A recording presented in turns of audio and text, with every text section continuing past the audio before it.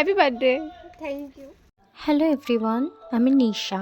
আমার প্রথম ব্লগে আপনাদের স্বাগতম। তো ভিডিওর শুরুতে দেখে বুঝতেই পারছো দিনটি ছিল আমার জন্মদিনের।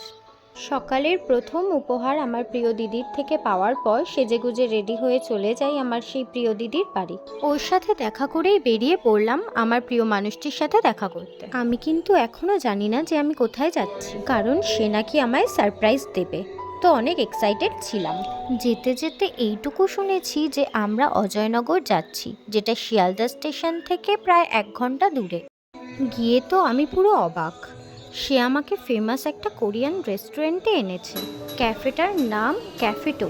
আমার অনেক দিন ধরেই ইচ্ছা ছিল এখানে আসার, কিন্তু আজকে যে ও এভাবে আমাকে নিয়ে আসবে আমি ভাবিনি। অ্যাম্বিয়েন্সটা খুবই সুন্দর। এখানে বিভিন্ন সময় বিভিন্ন মানুষ ছোট ছোট স্টিকি নোটসে তাদের মেসেজ এই মেসেজ ওয়ালে লিখে গেছে। সেই সমস্ত জিনিসই এখানে সাজিয়ে রাখা। এখানে এসে আপনি ছবি আঁকতে পারেন, গান গাইতে পারেন, গিটার বাজাতে পারেন। সব কিছু দেখতে দেখতে আমরা চলে গেলাম উপরে, যেখানে রেস্টুরেন্ট। নিচে ক্যাফে ছিল আর উপরে রেস্টুরেন্ট। পর মেনু কার্ড দেখে কি খাবো সেটা সিলেক্ট করতেই একটু সময় লেগে গেল।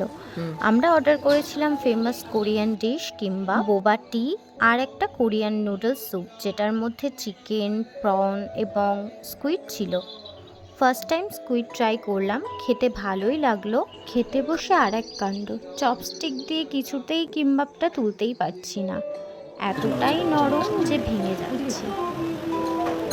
খাওয়ার শেষে বিল মিটিয়ে দুটো মাফিন প্যাক করে বাড়ির উদ্দেশ্যে ক্যাফে থেকে বেরানোর আগে সে আমাকে একটা জায়গায় দাঁড় করিয়ে ছবি তুলল। প্রথমে তো আমি বুঝতে পারিনি, তারপর পেছন ফিরে দেখি বিটিএস এর ছবি। দেখে তো আমি পুরোই অবাক, কারণ একজন বিটিএস আর্মির কাছে এটা অনেক বড় ব্যাপার।